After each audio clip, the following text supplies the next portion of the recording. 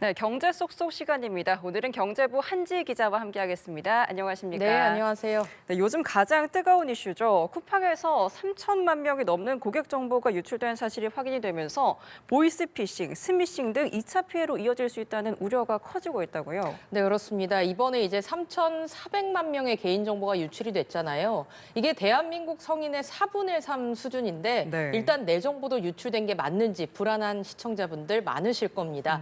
쿠팡에서 개인정보 유출된 사람들한테 문자를 보냈거든요. 저도 받았습니다. 네. 저도 유출된 거죠. 이러면 개인정보는 유출된 게 맞고요.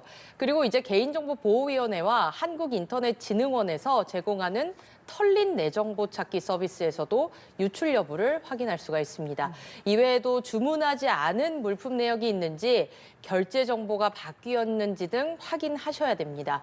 이번에 유출된 정보가 각종 개인 정보는 물론 배송지 정보, 주문 내역 이런 것들까지 포함이 되다 보니까 단순한 통신사 정보 유출보다 피해 범위가 큰데요. 네. 피해 보상, 피해 사실 조회, 환불이라는 단어로 스미싱 문자나 보이스피싱의 시도가 충분히 있을 수 있기 때문에 현재로서 가장 좋은 방법은 문자로 오는 어떤 링크도 누르지 않는 겁니다. 네, 그렇군요. 네. 사실 수많은 기업들이 쿠팡을 주요 판로로 삼고 있기 때문에 쿠팡과 협력하는 기업들에게도 타격이 클지 않을까 하는 우려도 나오고 있던데 실제로 분위기가 어떻습니까? 그렇죠. 이제 최근 온라인 커뮤니티나 SNS를 중심으로 쿠팡 탈퇴 인증, 쿠팡 불매 움직임이 확산하고 있는 분위기잖아요.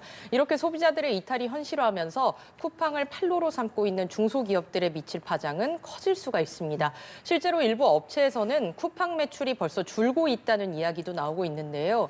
화장품, 생활용품 업계 역시 불매 움직임이 확산되면 타격이 불가피하다면서 상황을 예의주시하고 있습니다.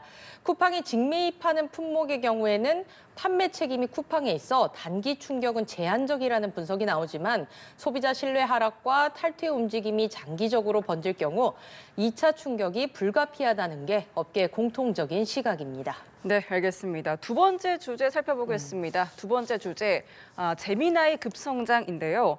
구글의 제미나이 3가 현존하는 생성형 AI 중에 가장 성능이 뛰어난 것으로 나타났다고요? 네, 그렇습니다. 이제 구글의 새 AI 모델인 제미나이 3 성능이 경쟁 모델들을 훨씬 뛰어넘은 것으로 나타난 건데요. 제미나이 3는 AI 모델 벤치마크 지표인 인류의 마지막 시험 2,500개 문항 중에서 37.5%를 마치며 기존 최고 점수인 오픈 AI GPT-5 프로를 뛰어넘었고요. 제미나이 3의 성능을 더 끌어올린 제미나이 3 딥싱크 모델의 경우에는 41%의 정답률을 기록하며 역대 최고치를 보였습니다. 그런데 업계가 주목하는 이유가 단순한 성능 개선 때문은 아닙니다. 네. 소넷 4.5와 GPT-5의 경우에는 전부 엔비디아의 GPU로 학습을 했었는데 이번 제미나이 3는 구글이 자체 개발한 AI 전용 칩으로 학습된 모델이라는 거죠. 그동안 AI 모델은 엔비디아 GPU로 학습해야 최고의 성능을 낼 수 있다. 이런 공식이 자리를 잡고 있었거든요. 근데 사실상 이 공식이 깨지면서 시장도 놀란 것으로 보입니다. 네, 그럼 이렇게 되면 글로벌 빅테크 기업들이 엔비디아의 GPU 의존도를 좀 줄이기 위해서 자체 AI 칩을 개발하려고 노력을 하겠어요? 그럴 수밖에 없겠죠. 네. 그리고 사실 빅테크들이 AI 칩 시장에서 탈 엔비디아를 외치기 시작한 게 2년 정도 됐습니다. AI 모델을 학습시키려면 엔비디아의 칩을 대량으로 확보를 해야 되는데 칩 가격은 치솟고 공급은 턱없이 부족해 더는 기다릴 수 없다는 판단에서였습니다. 그렇다고 해서 엔비디아의 GPU 시장이 흔들릴 것으로 보기는 어렵습니다. 여전히 AI 칩을 자체 설계하고 생산할 수 있는 기업은 소수의 글로벌 빅테크 기업뿐이기 때문인데요. 다만 자체 AI 칩 시장이 커질수록 이를 구동하기 위해 필요한 HBM, 고대역폭 메모리 수요는 빠르게 늘 것으로 보입니다. 이렇게 되면 이 분야 선도주자인 SK 하이닉스는 물론 글로벌 점유율 확대를 노리는 삼성전자에게도 새로운 기회가 열릴 것으로 보입니다. 알겠습니다. 다음 주제도 살펴보겠습니다. 다음 주제, 은 이야기인데요. 최근 안전자산 선호 심리가 이어지는 가운데 은값이 금값을 넘었다고요. 그렇습니다. 우리 이솝우화 보면 네. 산신령이 너 금도끼 줄까 은도끼 줄까 이렇게 물어보잖아요. 네. 그때 금도끼 말고 이제는 좀 은인가요? 은도끼를 아. 달라고 해야 될 것 같습니다. 네. 이제 국제 은값 상승률이 그만큼 금을 뛰어넘은 건데요. 국제 은 현물 가격은 지난달 중순 트로이 온스당 54.47달러를 기록하면서 올해 연초 대비 71%나 상승을 했습니다. 같은 기간 금 가격 상승률은 54%였는데요. 은 가격이 이렇게 크게 오른 건 산업 현장에서 은 수요가 늘었기 때문입니다. 은은 전기, 열 전도성이 모두 뛰어나서 전기차와 AI 관련 컴퓨터 부품 등에 널리 쓰이는데 전기차 한 대에만 약 50g의 은이 들어가는 것으로 추정이 됩니다.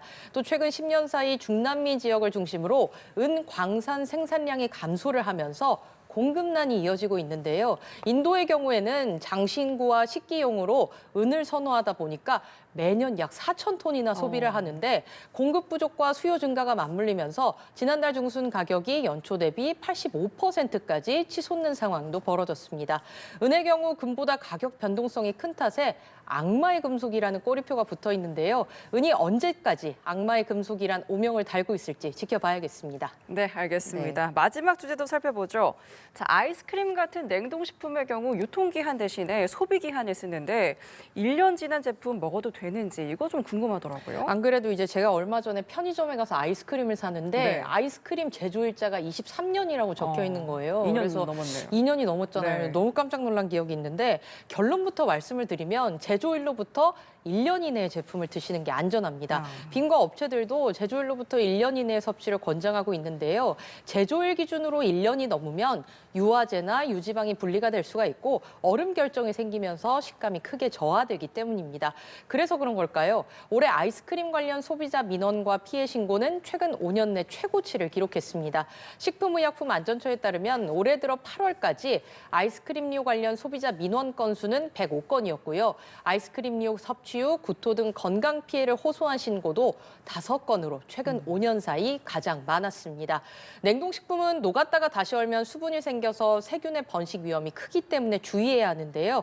앞으로 냉동식품 사실 때는 제조일자를 꼭 확인해 보시는 게 좋겠습니다. 네, 알겠습니다. 생활 정보까지 재밌고 유익한 경제 이야기 경제부 한지 기자와 함께했습니다. 오늘 말씀 고맙습니다. 네, 감사합니다.